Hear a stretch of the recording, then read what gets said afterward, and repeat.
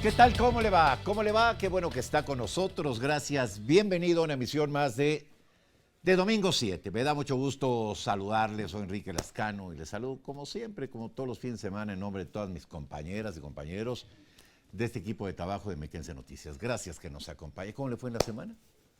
Cuénteme. Espero que haya tenido usted una semana pues de muchos logros, sí, de muchas realizaciones, pero ya lo sabe usted, sobre todo de mucha salud. Así es que bueno, contando con ello, gracias que nos acompaña. Y bueno, ya sabe usted también que en este espacio, pues creemos que una imagen vale más que 1000 palabras, así es que si me lo permite, iniciamos como siempre con las imágenes informativas de la semana.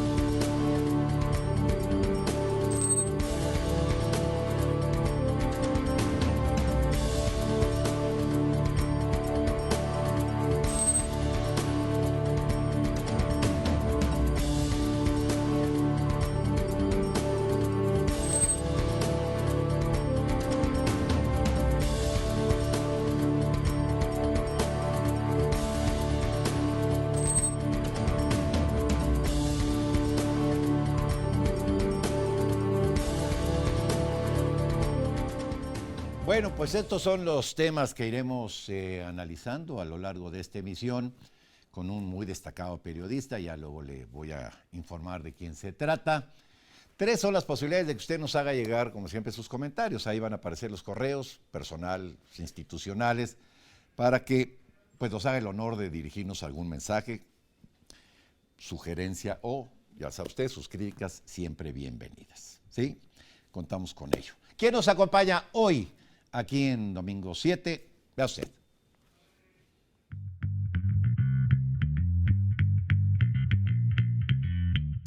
Carlos Javier González Robles.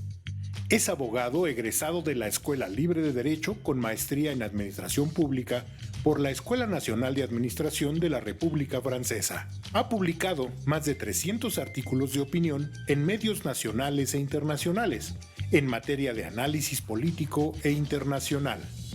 Desde el año 2012 es maestro de la licenciatura en Derecho y en Negociación en el Tecnológico de Monterrey, Campus Ciudad de México. Ejerce su profesión de manera independiente. Hoy nos acompaña en Domingo 7, Carlos Javier González Robles. Y a mí me da mucho gusto saludar al maestro González Robles. Carlos Javier, qué gusto que nos acompañes de nuevo. Muchas gracias por estar aquí. Gracias a ti, Enrique. Es un privilegio, como siempre, No, estar pues, con ustedes y con tu auditorio. el gusto es para nosotros, maestro. Muchas gracias. Y bueno, conocedor que eres ya de la dinámica del programa, si me lo permite, nos vamos junto con usted que nos acompaña hasta el jueves 10 de julio, donde le informaba que la Secretaría de Agricultura de los Estados Unidos habría ordenado el cierre inmediato del comercio de ganado vivo a través de su frontera sur con México, ante la confirmación de un nuevo caso de gusano barrenador en el estado de Veracruz, asegurando que el Departamento de Agricultura mantiene la vigilancia para garantizar la protección del ganado y el suministro de alimentos a Estados Unidos. Mire, se ha estado, pues se suspendió, se abrió de nuevo, se volvió a suspender. Luego algunas uniones de ganaderos pues decían que había que tener cuidado con el ganado que entraba de la frontera sur de México.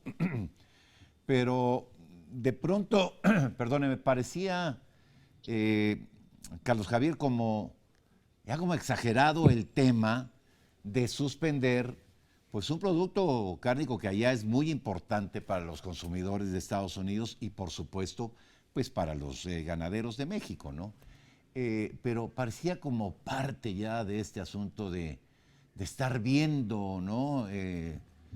No, aquí trae esto, acá trae lo otro. No digo que no se tenga que tener, por supuesto.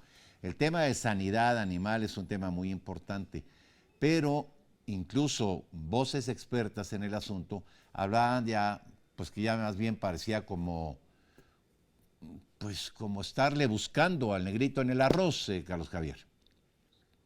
Mi querido Enrique, me voy a remontar a hace muchos años que tú te acordarás que se hablaba de las barreras arancelarias y no arancelarias.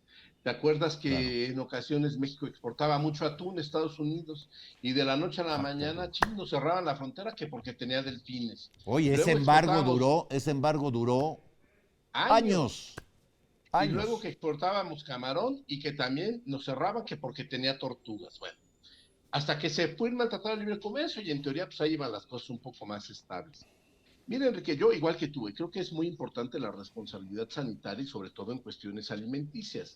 Pero yo creo que tampoco hay que ser ingenuos. Hay que ver, y sería importante ver, que aprovechando este ambiente hostil hacia México y hacia lo mexicano que se está generando en Estados Unidos por las razones que tú quieras y mandes, creo que es importante también pensar que es factible que exista un lobbying en Estados Unidos de la propia industria cárnica de aquel país que esté aprovechando, como antes del Tratado de Libre Comercio, este tipo de situaciones que se han dado de manera aislada, porque tampoco es generalizado que toda la carne de México lleve gusano barrenador. El último cierre fue porque encontraron en una de las reses que estaban mandando gusano barrenador. Y además te voy a decir una cosa, tú sabes que yo no soy muy pro gobierno, pero hay que decir las cosas como son. El gobierno mexicano con responsabilidad fue el que avisó al gobierno de Estados Unidos de Así esta es. situación. Entonces, yo creo que estamos faltando a la confianza recíproca que como socios nos debemos de tener. Y yo creo, Enrique, hay que ver el lobbying de la gente de la industria de carne en Estados Unidos. Por ahí yo creo que vamos a poder encontrar una respuesta de por qué de manera, como decías tú al inicio del comentario, hoy sí te dejo pasar, mañana no, luego 2 días, luego 2 semanas. Luego...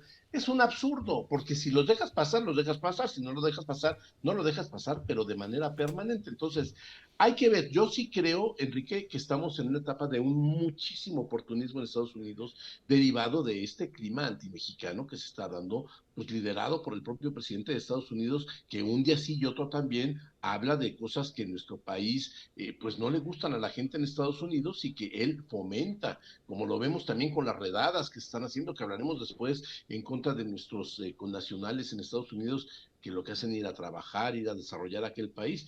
Yo creo que es ahí donde lo tenemos que ver. Y bueno, sí sería la invitación, que creo que el gobierno mexicano lo está haciendo de manera adecuada, se está volviendo a abrir esa planta que generaba o que producía la mosca estéril, que estaba en Chiapas, que se había dejado de producir durante muchos años.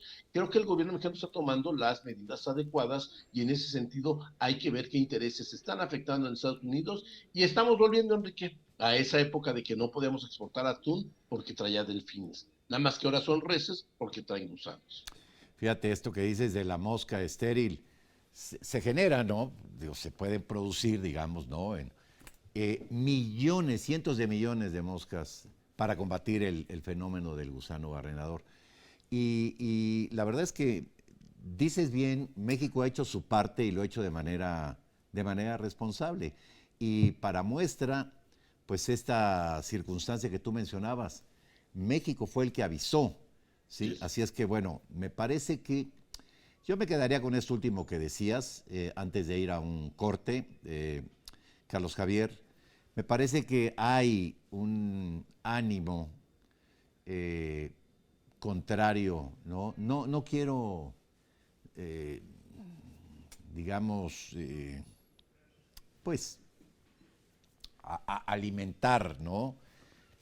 Una circunstancia, pero llama la atención, ¿no? Que hay una agenda donde pues no hemos dejado de estar permanentemente en el ojo del huracán a través de los dichos del presidente, de la secretaria de Seguridad, que si la presidenta dijo tal cosa que no era cierta, que si, en fin, me parece que ya, pues no es que sea uno mal pensado, ¿no? Pero digamos que pues cuando ve uno tantas circunstancias, pues uno empieza a pensar si no tendrán alguna intencionalidad. Bueno, déjame ir, maestro, a una pausa, que le ruego a usted también que nos acompañe, ¿sí?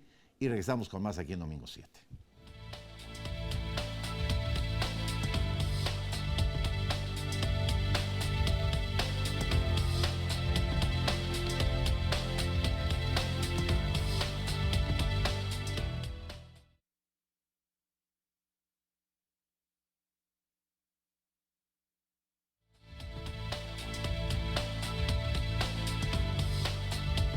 Ya estamos de nueva cuenta con usted aquí en Domingo 7 y nos vamos hasta el viernes 11 de julio, donde le da a conocer que la presidenta de la República, la doctora Sheinbaum Pardo, habría informado que una delegación de funcionarios mexicanos, una delegación de alto nivel, encabezada por el secretario de Economía, el secretario Ebrard, habría participado en una reunión en la residencia oficial del presidente de los Estados Unidos, es decir, en la Casa Blanca, allá en Washington, D.C., donde se tratarían temas de seguridad, migración y comercio.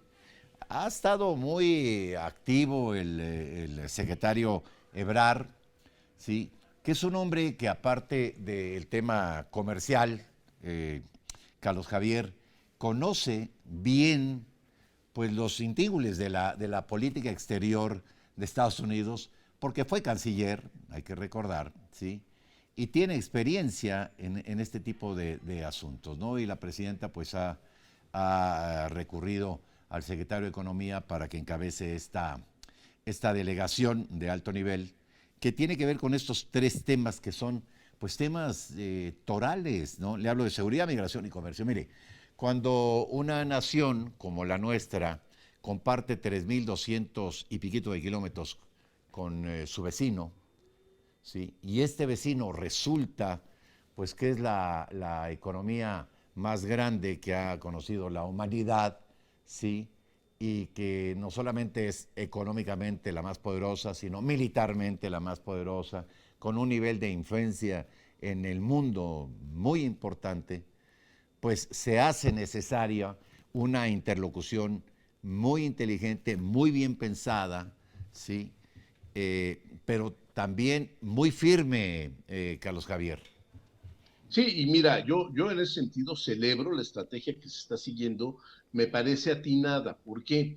Porque, como bien lo dijiste, las diferencias entre los dos países, y al hablar de diferencias me refiero a niveles de desarrollo, de influencia, de poderío, son tan grandes que México cometería un error si empezara a discutir tema por tema o rubro por rubro de manera independiente, porque es evidente que hay rubros en los cuales pues tenemos absoluta desventaja con respecto a Estados Unidos, concretamente en el caso de la seguridad y en el caso del comercio.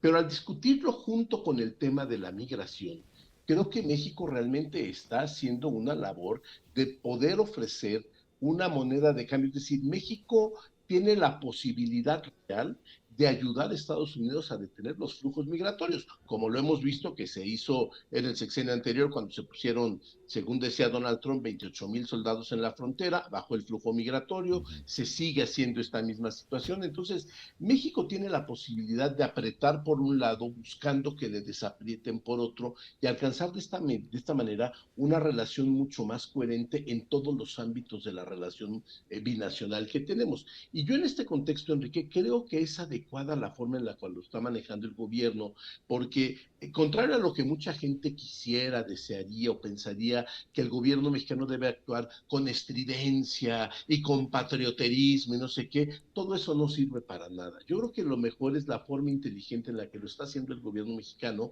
porque creo que nuestra posibilidad real de ser una influencia en algunos temas que nos provengan a nosotros se está dando al poder discutir los temas de manera integral. De otra manera estaríamos en una gran desventaja. Ahora, hay que ver una realidad. Bueno, de aquel lado vemos la estridencia y el insulto y el cuestionamiento sin sentido de parte de Estados Unidos, pero las puertas no se han cerrado, las puertas siguen abiertas para la negociación. Quiere decir que en aquel lado de la frontera, pues también hay un presidente que tiene su propia agenda, que tiene una agenda para sus electores, que tiene que denostar no solo a México, denosta a México, a Canadá, a Europa, a China, todo el mundo está peleando con todo el mundo, pero para nuestro país, no sé cómo sea para otros países, México ha mantenido las puertas abiertas. Por eso nos siguen recibiendo en ese país para negociar. Y vamos a ver qué resulta, porque la realidad es que todas las veces que han intentado imponer los aranceles de manera unilateral, al final siempre hay un resultado que es favorable para nuestro país. Entonces, yo lo que creo es que tenemos que continuar, como dice la presidenta, con la cabeza fría, tenemos que seguir negociando con los americanos porque la puerta aún está abierta. Y no está abierta porque sean buenas personas o porque simple y sencillamente nos tienen buena voluntad. No, Enrique, la puerta de la Casa Blanca sigue abierta para México porque México tiene efectivamente algo que ofrecer y algo en que ayudar a Estados Unidos. Sí, yo estoy de acuerdo absolutamente contigo. Fíjate, si uno revisa, pues en estos meses de la administración del presidente Trump, cómo ha sido su relación con otros mandatarios, pues de mucho choque. Ahí está con el premier de Canadá, ¿no? Que pues han tenido momentos muy álgidos de la relación de estos dos países.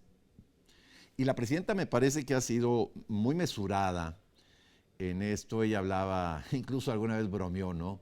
Con que, pues, de chica oía las radionovelas y oía la de Calimán, decía serenidad y paciencia, ¿no? Y decía, esto es lo que hay que tener en la política. Y me parece que ha dado buenos resultados. No hay buenos pleitos. Yo nunca he creído que hay un buen pleito. No hay buenos pleitos. Y me parece que lo que ha demostrado la presidenta, pues es que la mesura, el manejo inteligente, diplomático, trae mejores resultados que pelearse, porque aparte, vamos a ser honestos en esto, ¿no?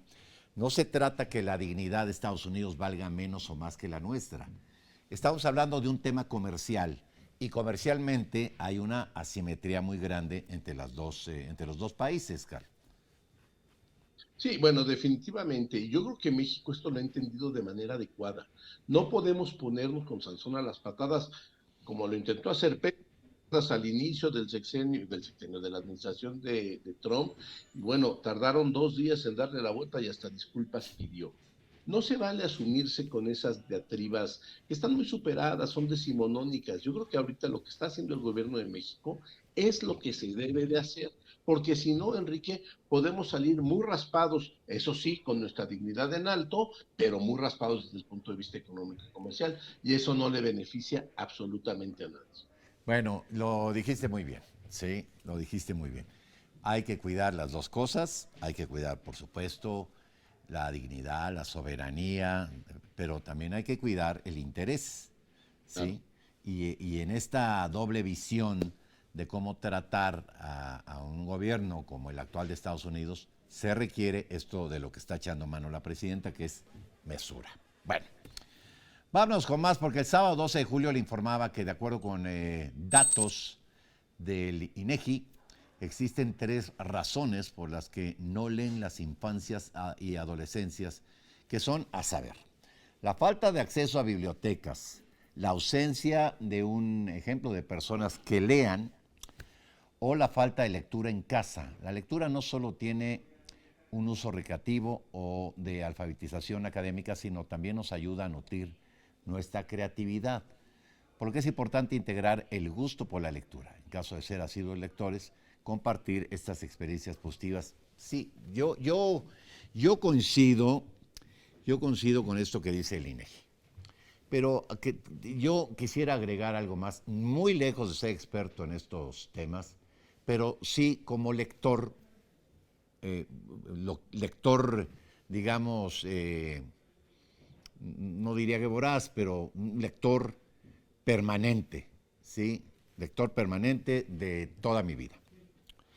Eh, Hay digamos, una circunstancia, Carlos Javier, que me parece que habría que considerar. Fíjate, yo puedo hablar desde las dos ópticas, solamente porque las viví, ¿no? Como hijo y como papá. Yo viví en un lugar donde había de pronto carencias, pero nunca faltaron libros. Eso lo tengo muy claro. Y como papá, pues yo he procurado acercar libros siempre a mis hijos y no lo he logrado, cuando menos en la medida que yo quisiera. Pero hablándolo con algún maestro de las escuelas donde pues, han estudiado mis hijos, me decía, mire, hoy los muchachos están mucho más informados de lo que estaba usted en su tiempo, ¿sí? Porque hoy tienen acceso a informaciones que usted no tenía en su tiempo. Usted leía el periódico o veía la tele, donde pues había un noticiero, ¿no? En la época en que yo veía noticias, ¿no? Y por ahí te acercabas a los libros. Pero hoy, hay que decirlo también cuando revisamos el fenómeno de por qué se lee poco, ¿sí? ¿Por qué fuimos durante mucho tiempo un país de un libro por habitante y año, ¿no? Ya hemos subido, afortunadamente, pero me parece, y aquí habría que considerar esto, ya termino con esto, Carlos Javier, que hoy las redes sociales ocupan un espacio extraordinario. Hoy es decir, nosotros, yo soy más grande que tú, pero mi generación leía en el periódico, revistas, ¿no? Digo, temas informativos, y completaba su información en la televisión, ¿no? Y los libros. Pero hoy hay 20 formas de acercarse a la información, también leyendo o pues en otros formatos. Pero yo creo que había que considerar esto cuando revisamos los libros que leemos por habitante y año. Sí, mira, yo coincido contigo y evidentemente yo también en mi casa, bueno, ya eran otras épocas, ¿no?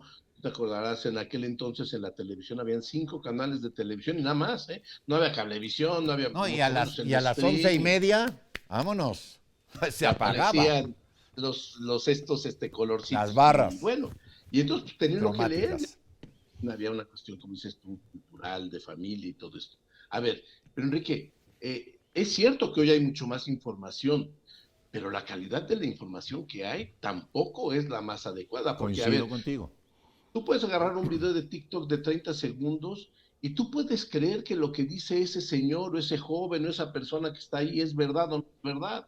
En alguna ocasión dijo Antonio Navalón que antiguamente se hacía la manipulación por ocultamiento y ahora por sobreexposición. Antes dicen, bueno, se ocultaba la información, determinados periódicos, habían pocos canales de televisión. Ahora hay tanta información que cuesta trabajo discriminar cuál es la que es correcta y cuál es la que no es correcta. Está, Y esto, no, perdóname. no, adelante, adelante, adelante. Es que tocas un punto fundamental, fíjate, porque esto ha sido motivo de estudios.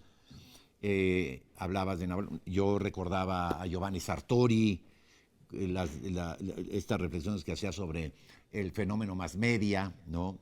Miguel Ángel Bovero, Norberto Bobbio, ¿no? Todos estos pensadores que en algún momento reflexionaban sobre el tema de las lecturas y el impacto que tiene el fenómeno más media.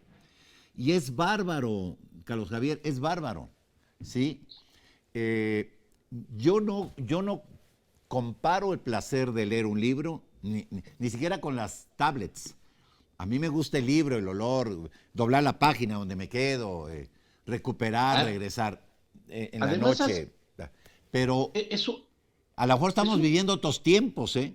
pero mira, Enrique, es un fomento a la creatividad, porque tú cuando lees un libro que no tiene imágenes más que letras, tú te imaginas el restaurante como a ti te gustaría que Claro, fuera, claro, claro. la protagonista como a ti te gustan las mujeres, el paisaje como tú lo quieres, y entonces empiezas a fomentar una creatividad. Ahora, es cierto que ahora las cosas han cambiado mucho. Yo soy maestro universitario, como tú lo sabes bien, y a mí hay una cosa que me preocupa mucho.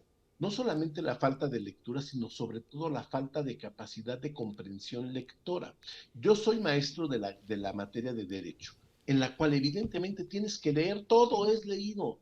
Y a veces me espanta, Enrique, la poca capacidad que tienen los muchachos de comprender lo que están Mira, leyendo. Y eso es grave. yo te diría que en mi experiencia también como profesor universitario, una de las cosas que yo no entendía es cómo los muchachos no, de pronto, y no digo todos, afortunadamente, ¿no? Pero muchachos que no querían leer, y yo decía, bueno, estás estudiando periodismo y no quieres leer, les incomodaba que les dejabas leer un libro, un periódico, un artículo. Yo no entendía, sigo sin entender esa parte, ¿no? Esa parte no la entiendo, pero yo creo que merecería un análisis, para el que no tenemos tiempo en este espacio, más profundo, el saber si las nuevas tecnologías de información pueden sustituir a los libros. Aunque el placer de los libros y el viajar en el tiempo a lugares, a espacios, al futuro, al pasado, al cosmos, solo lo puedes hacer a través de la lectura, ¿sí? Que eso te lo permite, ¿no? Los distintos géneros de la literatura. yo difícilmente me contentaría con leer o con ver a un influencer hablando sobre algo y perderme a lo mejor pues al boom latinoamericano, a los cuentistas rusos. No, digo, no. Pero bueno, yo pertenezco a otra generación. Por eso digo yo, ¿habrá espacio para una discusión así? Te lo pregunto ya no como periodista y analista, sino como maestro universitario. Mira, yo creo que así como pedimos que los jóvenes se adapten a nuestros hábitos de leer, también nosotros deberíamos de hacer un poquito el esfuerzo de intentar comprender los hábitos de ellos, de informarse a saber del TikTok, del YouTube y no sé qué. Pero ¿sabes qué me pasa, Enrique? A veces yo ya no entiendo este mundo, porque resulta que hay un chavito que está medio guapito, le baila, le mueve, y gana millones de dólares porque sale en Instagram haciendo esas cosas. Habría que hacer, eso que estás diciendo sería un hitazo, ¿eh? Un programa en el cual se analizaran pros y contras con presencia de señores ya de cierta edad como nosotros y de chavos, porque hay chavos muy listos No, sí, y que están claro. haciendo negocios y están No, transformando al mundo hombre, a no. través de esto. Como Habrá dice que ser como dice la tolerantes, cantante, facturando. así es. Habrá que Bueno, ser tolerantes nosotros con ellos y ellos con nosotros, para que podamos claro. hacer una buena comunidad. Vamos a encontrarnos a la mitad del camino. Vamos a un corte, permíteme, por favor, Carlos Javier. Regresamos después de una pausa, no se vaya.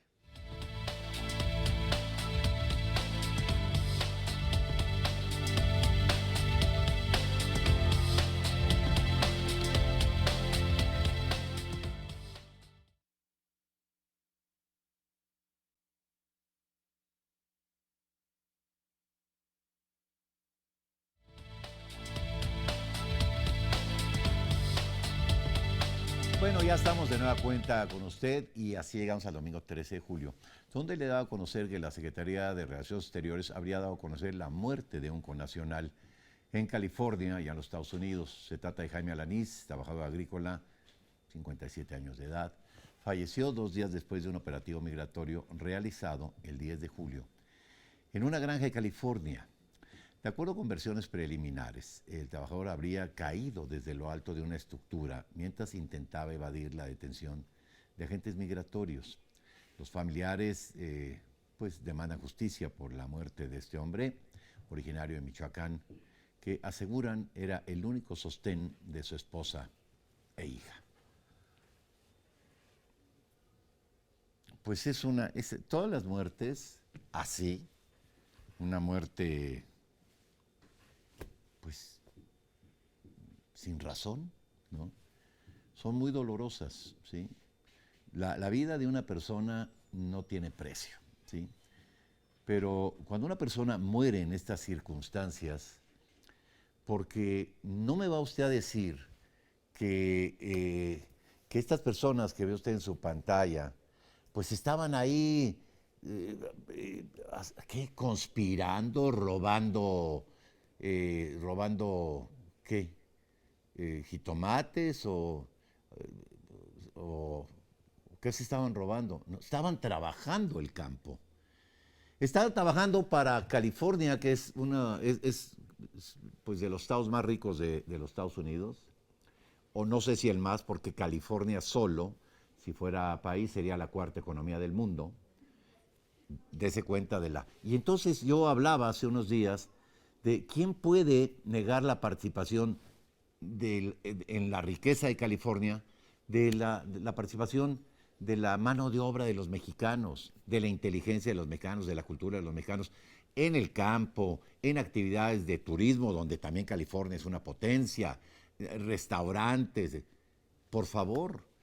Y no me parece, claro, no nos parece que vayan como si fueran delincuentes. No son delincuentes. Podrán ser trabajadores irregulares, pero no son delincuentes, ¿sí? Tampoco le voy a decir a usted que entre toda la gente que ha pasado a Estados Unidos no hay personas pues malas, ¿no? Como en todo el mundo, ¿no? Ahí sí no podemos meter la mano al fuego por todo el mundo. Pero por supuesto, pues bastaría revisar la historia de California y el impacto que ha tenido la comunidad hispana, particularmente la mexicana, en el desarrollo de este estado de la Unión Americana, Carlos Javier. Mira, Enrique, es evidente la aportación de todos los que nos están viendo, tienen algún familiar o ellos mismos en algún momento vivieron en Estados Unidos, o tenemos un hermano, un sobrino, alguien que esté en aquel país, lo que hace que esa integración es una integración por las buenas, porque la mayoría de las personas de aquí que van para allá, como dices tú, es gente trabajadora, es gente talentosa. Pero esto también te habla de lo que hablábamos hace rato.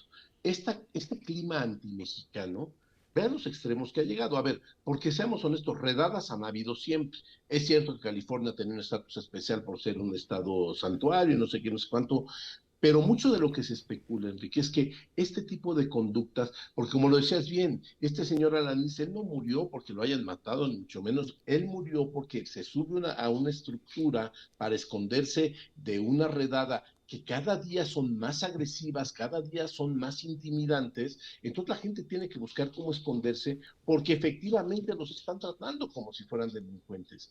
Esa agresividad, esa brutalidad en unas simples redadas migratorias es lo que están ocasionando este tipo de situaciones. A ver, antes llegaban, y a mí nunca me ha tocado, pero sé por terceras personas, que llegaban, te arrestaban y te deportaban, pero no había todo esto que hay ahora, que llegan armados, con chalecos, con perros, con quién sabe.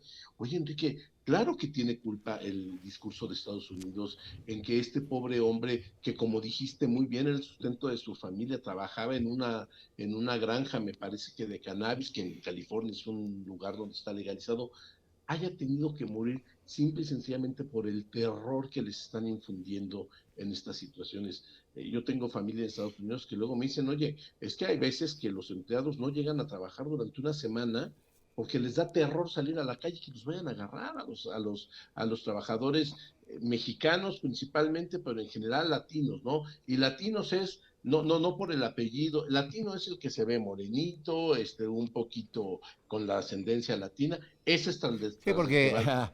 qué bueno que aclaras eso, porque, a ver, los rumanos son latinos, ¿no? Claro, Y no creo que a pero los rumanos los persiguieran así, ¿no? No, es un tema del fenotipo totalmente. estas ideas absurdas de grupos de supremacistas blancos que están muy ligados, hay que decirlo, es la verdad, al movimiento, eh, a los El más MAGA. a los ultraconservadores del MAGA, ¿no? Entonces, bueno, sabemos por dónde viene el asunto, ¿no? Ahora, ¿qué es lo que pasa, Enrique? Ya habrá que ver qué va a pasar. Digo, desafortunadamente la vida del señor ya se perdió. Es muy lamentable, el señor Alanís. Y, bueno, ahora qué va a pasar con su familia. ¿Tendrá derecho a una compensación? ¿No tendrá derecho a una compensación? Porque con eso de que era una persona sin papeles, quién sabe si vaya a ser sujeto para algún tipo de compensación económica por parte del gobierno de Estados Unidos. Entonces, esta pobre gente está viviendo en el peor de dos mundos, porque en México no tienen posibilidades ni de trabajo ni de desarrollo. Emigran y les va peor cuando quieren emigrar a aquel país. Entonces, yo creo que es muy importante que en ese sentido, pues mira, lo que se está haciendo, que se está aumentando el presupuesto para los consulados, para que la gente pueda ir a informarse, medio defenderse y todo eso, pero eso solamente son paliativos que desafortunadamente no están en manos de nosotros los mexicanos. Es Ojalá que la sociedad americana se activara como lo hicieron hace escasos un mes o una cosa así, para salir a rechazar de manera proactiva este tipo de redadas, porque la verdad es que la mayoría de ellos, Enrique, tú lo sabes, tú conoces mucha gente que se fueron a Estados Unidos de niños y ya no saben ni hablar español y sin embargo tienen el riesgo de que los deporten a México por el fenotipo o porque entraron ilegalmente hace 40 años. Es una verdadera tragedia y yo creo que hay una falta de sensibilidad total de Estados Unidos y por qué no decirlo, Enrique, hay una falta de agradecimiento, porque como lo decías bien, es gente que ha contribuido con su sudor, con su trabajo, con su bonominia, con su pago de impuestos al desarrollo de aquel país. Es por lo menos, yo diría, una ingratitud de parte de Estados Unidos el trato que les están poniendo. Porque también pagan impuestos, ¿eh? Digo, Claro, no estarán legales, pero ¿qué tal pagan impuestos, ¿no? Cada vez que compran algo. Entonces, no me dices bien, fíjate, porque tendría que haber un tema de agradecimiento que no lo va a haber, pero bueno.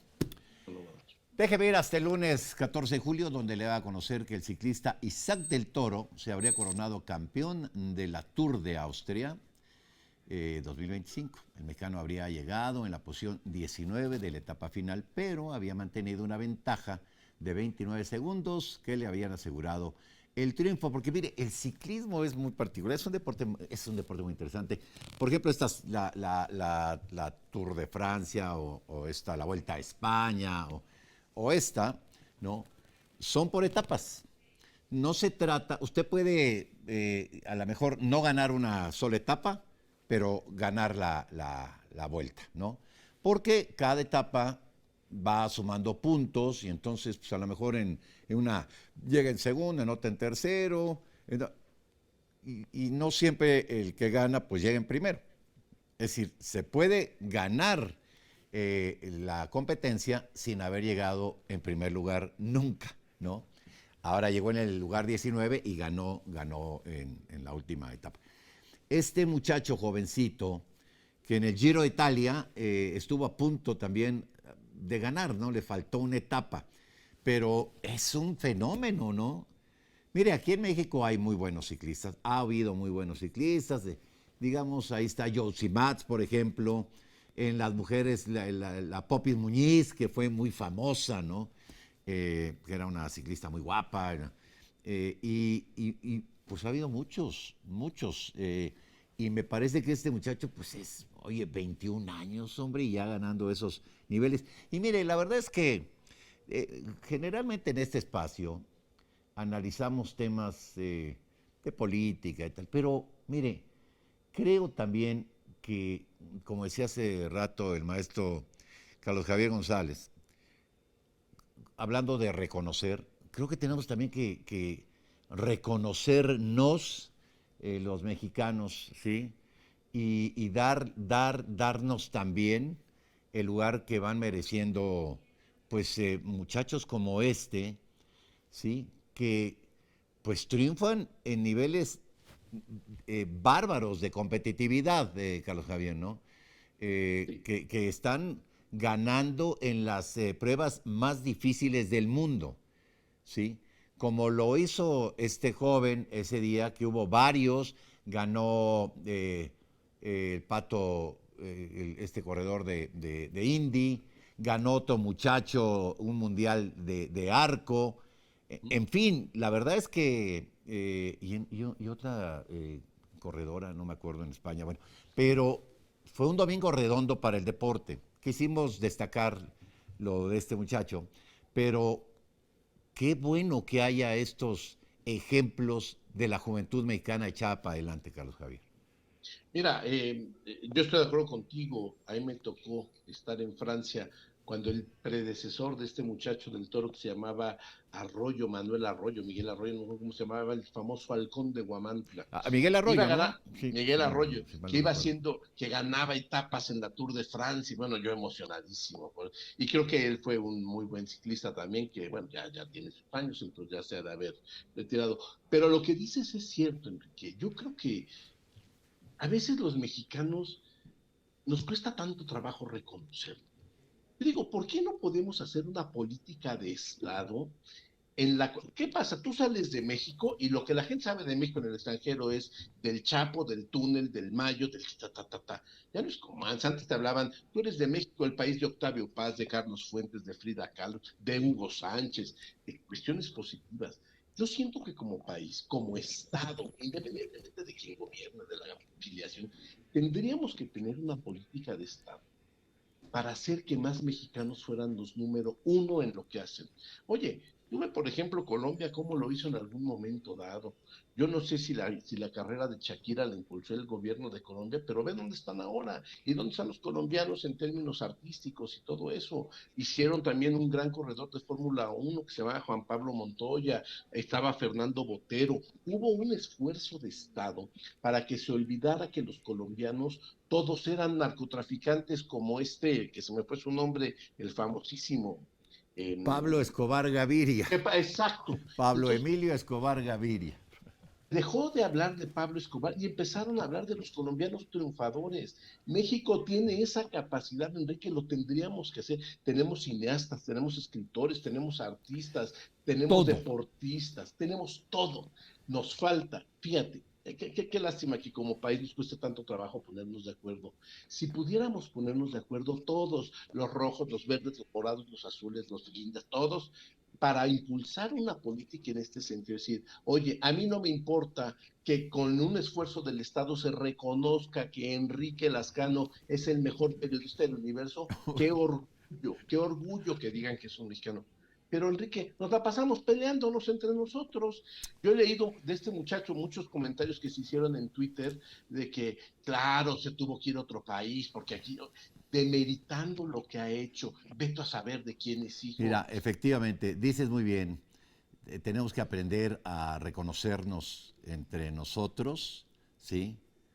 Para poder incluso reconocerlo de afuera, ¿sí?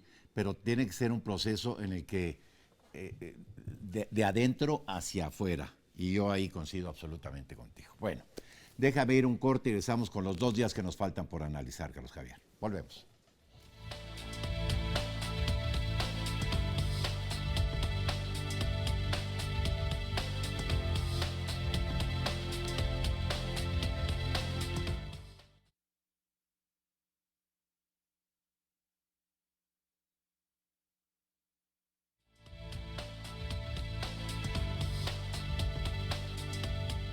Bueno, vámonos con más y así llegamos al martes 15 de julio, donde le informaba que habrían entrado en vigor el arancel del 17.9% a las importaciones de jitomate mexicano en Estados Unidos como parte de las políticas económicas del gobierno del presidente Trump. El Departamento de Comercio de ese país habría indicado que esta acción permitirá a los productores estadounidenses competir de manera justa en el mercado.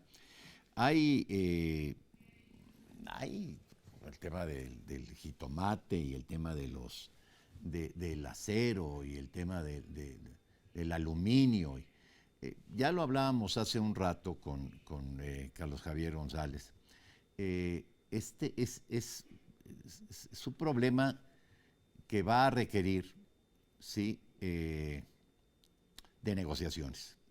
Va a requerir de manejo fino, de la diplomacia, y va a requerir de algo que la presidenta había dejado muy claro, incluso el secretario Ebrard. Decía, a ver, al final, ¿qué pasa cuando, digamos, un país le impone, Estados Unidos, a México, le impone una tasa adicional, ¿no?, al producto que se va a vender allá?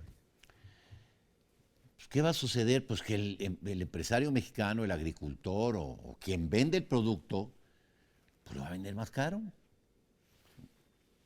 No me lo quiere comprar, bueno, está bien, ¿no? Sí. Al final lo que rifa ahí son las leyes de la oferta y la demanda, ¿no?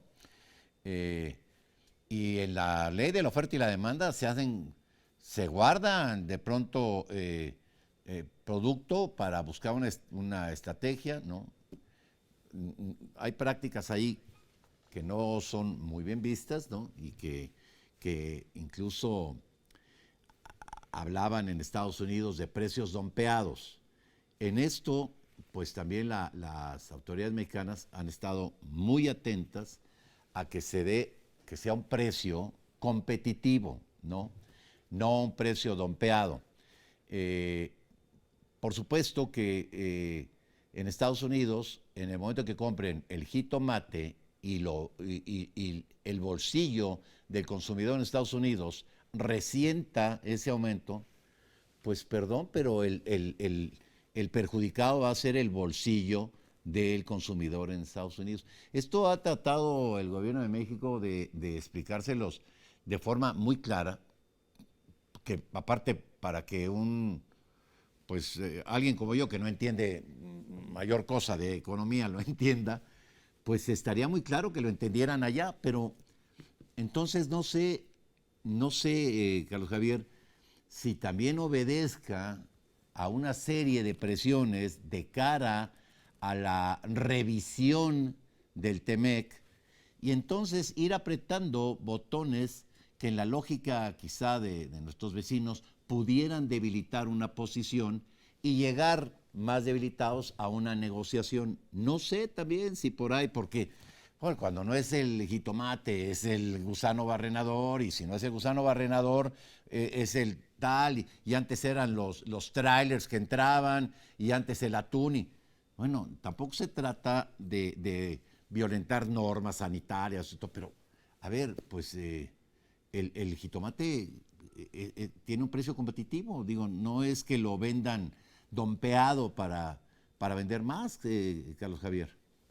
Mira, Enrique, tienes razón. A mí me sorprende, y digo, no podemos hacerlo de otra manera.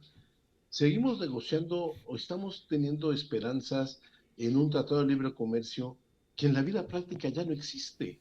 Los tratados de libre comercio lo que tenían como objetivo era justamente evitar este tipo de situaciones. Y como bien lo acabas de decir, cuando no es el aluminio es el acero y cuando no es el acero son los coches, cuando según como se despierte de humor el señor de la Casa Blanca.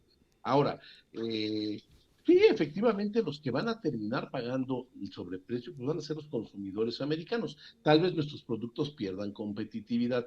Y viene la otra cara de la moneda, que mucha gente dice, ¿por qué México no pone aranceles a los productos americanos? Pues qué bueno que no lo estamos haciendo, porque entonces, si de por sí con la inflación como está mucho más alta de lo que estaba previamente, ahora le agregas el sobreprecio de los aranceles, los perjudicados vamos a ser nosotros, no los productores de Estados Unidos. Entonces, yo creo que esa postura que está observando México es una postura pensada, razonada y conveniente. Ahora, yo me temo mucho, mi querido Enrique, y perdón por ser tan pesimista, que esto lo vamos a vivir los siguientes 3 años y medio mientras el señor Trump sigue en la Casa Blanca. Hoy va a decir que no pone aranceles, mañana va a decir que sí, pasado mañana que siempre no, ya se peleó con tal país, ya se peleó con Zelensky. No, no, es una incertidumbre total. Y lo peor es que esta incertidumbre sí tiene un impacto en la planta productiva, porque tú no sabes si el mercado que tú ya tenías para el jitomate, para el acero, para los coches, va a seguir siendo tu cliente o no va a seguir siendo tu cliente. Ahora, ¿qué es lo que creo que el gobierno de México está haciendo y está haciendo bien? Como dices tú, este seguimiento que se hace a cuestiones, oye, el dumping es una situación muy grave, no solamente ante Estados Unidos, ante todo el mundo. Te genera una gran desconfianza como socio comercial de alguien el saber que tú estás dompeando a través de subsidios o a través de lo que tú quieras y mandes, que no es algo que esté pasando en México. Yo creo que hay que cuidarlo, porque sin duda alguna es algo que va a tener una incidencia importante, no solo en el jitomate, sino en todas las ramas del comercio.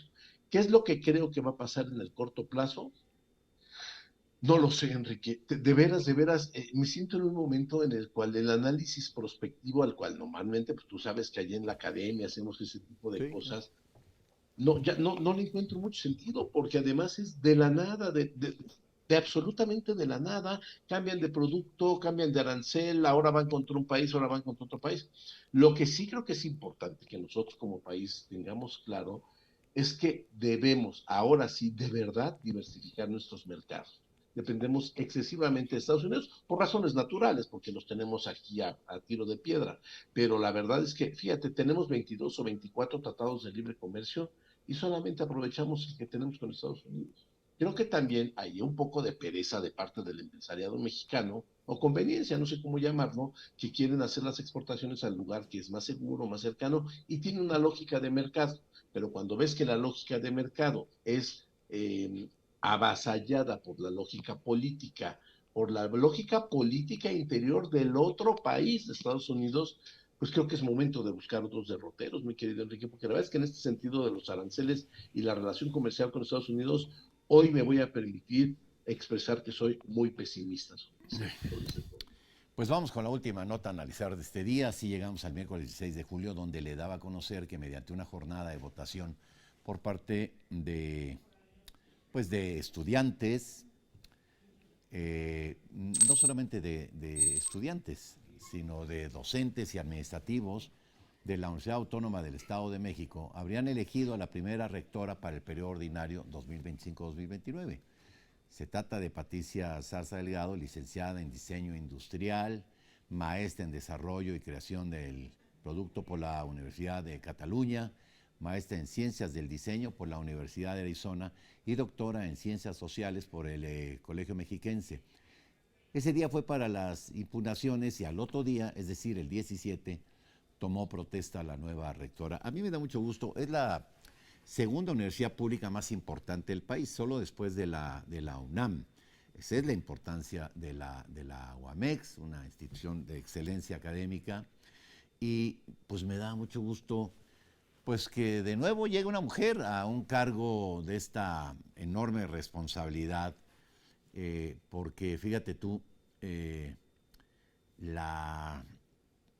pues lo que está en las manos, en la responsabilidad de la nueva rectora, pues es el futuro académico de miles de muchachos, ¿no? Y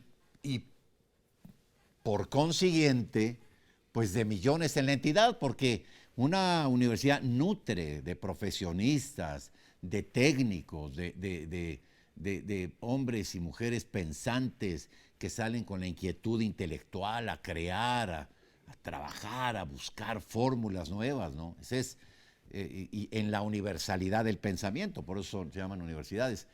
Entonces, no solamente es pues, la responsabilidad con los chavos, es la responsabilidad con una entidad tan grande como el Estado de México, y ya cuando lo ve uno así, pues es una responsabilidad extraordinaria, y hoy recae por primera vez en una universidad centenaria, ¿no?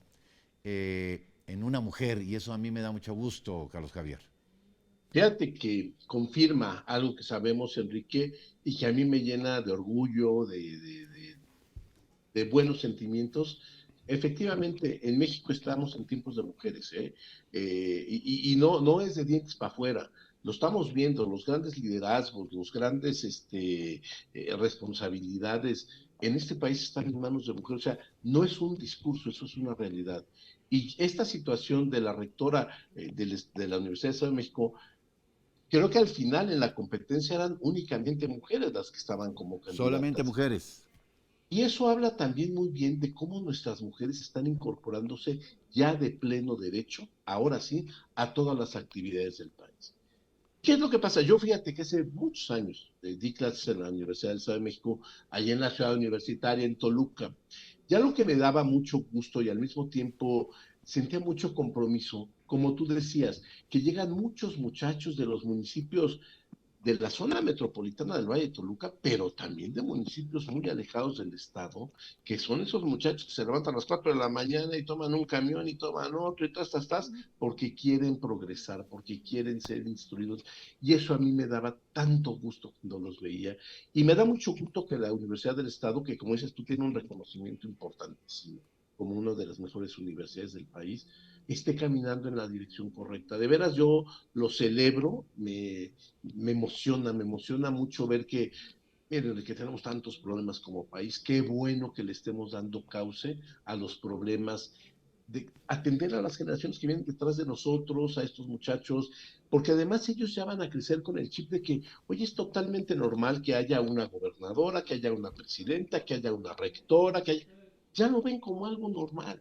Y eso a mí me da mucho gusto porque ese es el inicio de la inclusión absoluta y total. De veras, mis felicitaciones a la universidad, a los alumnos, a los docentes y a los administrativos que llevaron a cabo este proceso, que por cierto creo que fue un proceso bastante ejemplar desde el punto de vista de su limpieza y de su...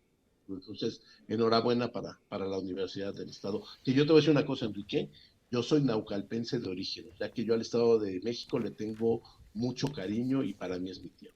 Ah, yo también soy naucalpense. Lo sé, lo sé, lo sé. Yo también soy naucalpense y ya me permito enviar un saludo a mi primaria, la primaria Generalísimo Morelos, allá en Naucalpan, donde tuve maestros extraordinarios, ¿sí? Que recuerdo con enorme cariño, y pues es mi colegio. Porque el kinder fue aquí en Toluca, ¿no? Pero mi primaria allá en Naucalpan, pues, ¿no? Ahí hice toda mi prepa, secundaria, la carrera y tal. Pero así es que bueno, de naucalpense a naucalpense, muchas gracias por Enhorabuena. habernos acompañado, querido Carlos Javier González, maestro, analista, maestro de Derecho, abogado. Gracias por acompañarnos una vez más en este espacio. Gracias a ti, Enrique. Como siempre ha sido un honor, me lo paso muy bien, me divierto, te admiro, te respeto y te felicito por la trayectoria que tienes. No, bueno, muchas gracias, gracias por tus comentarios. Hoy aquí en Domingo 7, el maestro Carlos Javier González. Gracias a usted por habernos acompañado. Yo soy Enrique Lascano y en nombre de todas mis compañeras y compañeros de este equipo de trabajo de Mequense Noticias, que tenga usted un venturoso fin y principio de semana. Buenas tardes y hasta el próximo.